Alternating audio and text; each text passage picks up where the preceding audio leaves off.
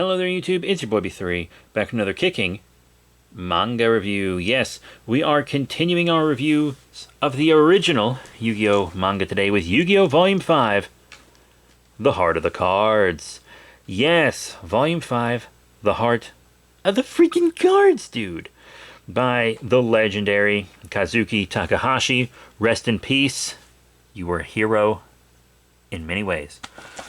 Anyhow, let's continue on to our little story here, eh? So, we kind of see that Honda might have died. I mean, Shonen readers know he probably didn't. This isn't JoJo. And when you kill off a character and mean it, you usually show it. So, no one's going to be surprised when he returns. We just know that, right? Also, Kaiba, straight up sociopath. Actually, no, he's a psychopath. And Mokuba shows up and he's like... Apparently he and Seto Kaiba made a bet, because they're both Kaibas. They made a bet, and Mokuba was like, I bet you that Yugi will die in stage 4, and Kaiba bets that he'll die in stage 5. So it's weird that Kaiba's cheating to kill him if his wager involves Yugi getting to him alive. But stage 4 is Mokuba, where they have a death battle with Capsule Monster Chess, a game that I would play in real life. It looks really fun and exactly like the type of miniature game I like to play. Plus I like the mystery nature of it, where you can just kind of turn the capsule and get random stuff to play with that you've never played with before. That just sounds fun, doesn't it? But yeah, Seto is like, Yugi's gonna beat you, Mokuba. Come on, he's gonna beat you. He's gonna beat the shit out of you. So, of course, they come out onto the Capsule Monster stage, which is really cool. And Yugi has to play Mokuba. I remember reading this battle in the actual weekly Shonen Jump when I was a kid. They play Capsule Monster Chest, and once again, it's a rigged game. The Kaiba brothers, I say this every time, but the Kaiba brothers pride themselves on being the best gamers there are. Seto in Duel Monsters, and Mokuba in Capsule Monster Chess. But they both cheat. Every single game they cheat. So why do you have pride if the only way you win is by being a cheater? It's the mental gymnastics they must do is insane. Anyhow, of course, Yugi and Mokuba battle. And you know Yugi beats him, right? Like, Yugi... the whole time it looks like Mokuba's thrashing him, and then Yami Yugi's like, Ayo, bitch, you should have rigged this game better. Capsule Monster Chess is dope. Once again, for real, I would play it. It looks really fun. But then after Mokuba loses, Kaiba, like, is gonna kill him. Because Yugi was supposed to die if he lost. So now he's doing it to Mokuba. Because you remember Kaiba's chambers that make holograms that make the games look real? If you lose in these duel boxes, they'll also use the holograms to drive you insane and kill you, to make you have a heart attack. I think the longest anyone lived in the Duel Monsters one was like 10 minutes. So he does it to Mokuba. He's literally gonna basically just torture Mokuba to death with holograms. But, you know, Yugi yanks him out, and this kind of is where Mokuba's character just fully 180s. You know how it is in shonen manga. Like, they beat a villain, and then that villain just 180s personality-wise. You know? They do it in JoJo. Dragon Ball Z, I think, did it in a way that felt a little more earned. But so many other manga have done it, you know? So yeah, from now on, Mokuba's going to be like a nice guy who's not trying to murder literally everyone he plays a game against. But Mokuba, this is a guy that distributed deadly weapons like an Uzi and tasers and stuff to friggin' elementary schoolers. He tried to poison Yugi and his friends. But, you know, he loses and then he sees a picture of himself and his brother when they were kids. The last time that Seto ever smiled without it being, horrific. But now Yugi's defeated Mokuba. So to save his grandfather's life, he has to beat Kaiba because the grandfather's soul is connected to this game. But this is it. This isn't Yugi's first duel with Kaiba. In the anime, this was his first duel with Kaiba. But the anime and the original manga are so different. They start to collide more in similarities once the Yu-Gi-Oh! Duelist manga, which also might be called Yu-Gi-Oh! Duel Monsters, starts. I've already read several volumes into it. 4, to be precise. But Yugi battles with his grandfather's deck. This is the amazing, legendary battle where Kaiba summons 3 Blue Eyes White Dragons that Yugi defeats with Exodia.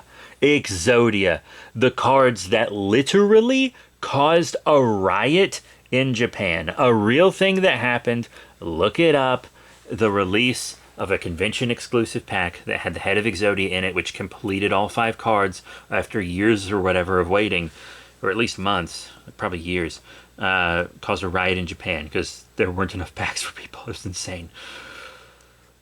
But it's a... Like, I know what's going to happen in this duel the whole time. I've seen the anime fight a million times. I had it on VHS. I rewatched it recently on Amazon just for the fun, just that one episode. I've seen it many times. But then even reading this manga, the pacing is really good. And his summoning of Exodia is so iconic. It's awesome. There is a spider on my lap, and it's beautiful. Oh, it's a female giant crevice weaver. Sorry, folks, give me a sec. Anyway, sorry about the interruption, folks. That's my favorite species of spider, and the females can be hard to find. But I found one's molt recently, and she looks about the size of the one that's molt I found inside of a GameCube game case, so I might have scared her out of her home. So I'm going to build her a new one, which you can see on Safari Sam. This is my second one. I actually have a much bigger one as a pet. But now, after shamelessly plugging my own Safari Sam show on this channel, let me get back to the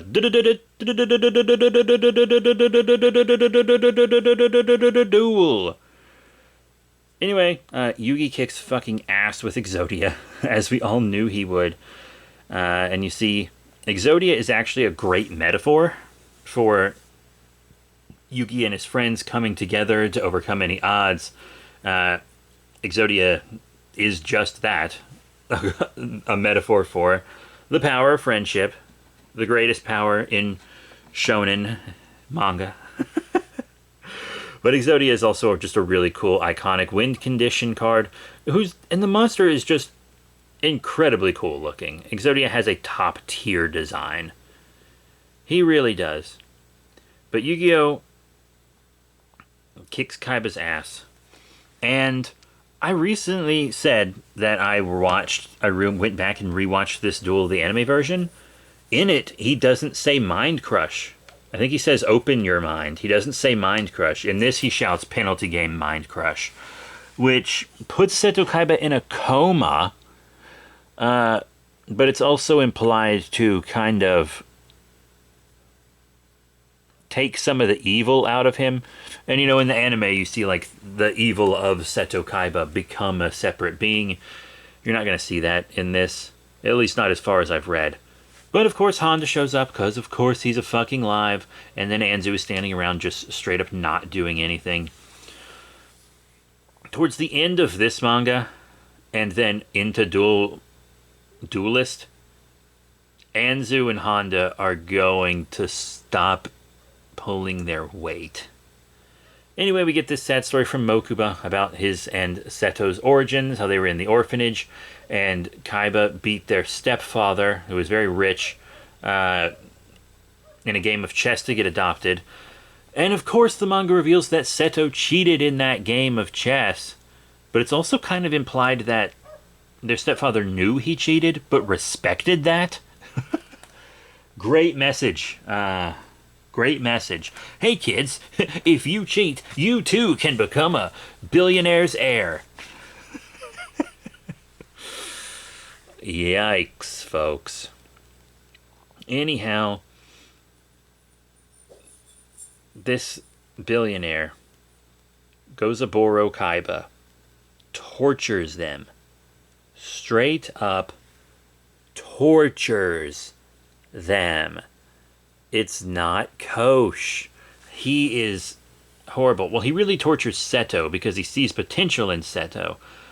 He like tortures him to make him even more of a genius to reach his potential. But this makes Seto bitter and vengeful, and he steals the company from Gorzaburo.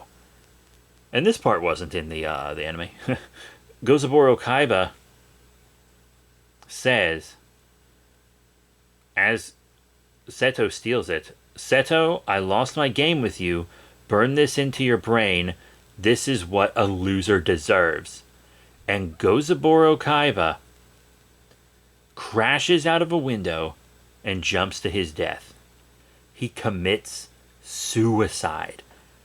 And he's like proud of Seto for taking everything from him. And then you can see how Seto got it into his mind that losing means death. You know? You can really see where that came from. But right now, Kaiba's not dead. He's just in a coma. But his inner self is putting the pieces of him back together so that he'll emerge from the coma as a better person. So they defeat Kaiba again. They leave his Death Tower theme park of murder. And that seems like a good place to end the volume. But it's not. It kind of goes into Yugi and the routine that he picks his socks in the morning in the next story, which is kind of like a memory game where you flip the cards and try to match them.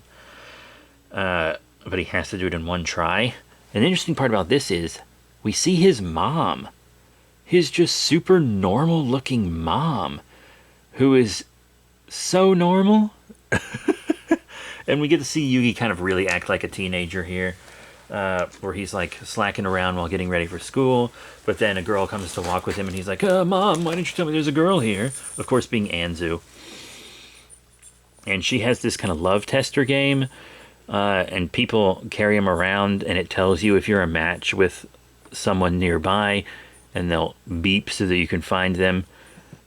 Cute little gimmick. I can't see anyone older than like a middle schooler using it, and these are high schoolers, so it kind of seems like a little much, but oh well.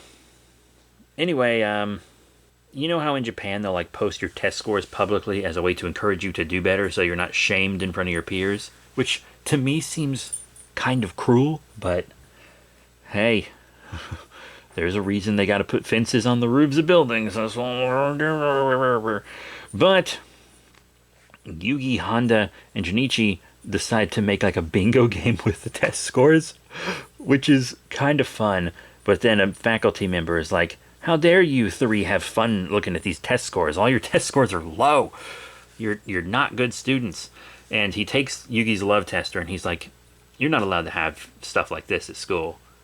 Which I kind of get, that you're not allowed to have little games like that at school, but it's also technically not a game.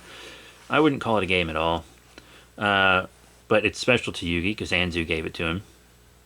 And this faculty member is going to smash it, which is a little cruel. Like, I get saying, hey, this is a distraction in school. I'm going to confiscate this. You can come back and get it at the end of the day. That would be more than reasonable. Because I kind of do agree that this is a distraction that they probably shouldn't have at school. But it's not like Yugi's actively using it right now or anything, you know? He's just kind of chilling out, maxing, relaxing, all cool. You know the drill. But then, you know, Yami Yugi pops out, aka Dark Yugi, aka the Pharaoh, aka spoilers, a Tim. And he challenges this superintendent to a game. Well, yeah, I don't think he's the superintendent. He's just some guy. But he's like, I'll hide this keychain in the school. If you find it before the end of the day, you can get it back, but if not, you're all expelled. So they look for it, and yes, the way they find it is exactly the way you expect. He uses the love tester, And it says that he and Anzu are compatible, which makes it beep, which means they can find it. Also, they find out this faculty member wears a wig and he's bald and therefore should be ashamed to exist. Anyway, we also see one where Junichi, whose name I'm definitely not pronouncing right, goes onto a game show. And the game show was like rigged so that he can't win it. But he does win it because Yama Yugi, when they're going to rig it against him, plays a penalty game with the producer that forces him to show how greedy he is. And it's very JoJo Bizarre Adventure-esque. You know, I said some of these games that he plays in this are very JoJo, where it's like, oh, I just have to press the right button, but I know which one it is. It's the one that's this color, but uh-oh, Yugi caused a can of paint to fall, so now he doesn't know which button it is based on color. And Junichi wins, but, you know, they were rigging it because they didn't have the money. The studio goes bankrupt, especially after they see their, like, producer disgraced and stuff. So Junichi has the check, but he can't cash it. Oops. And then there's like a honeycomb board game in the back.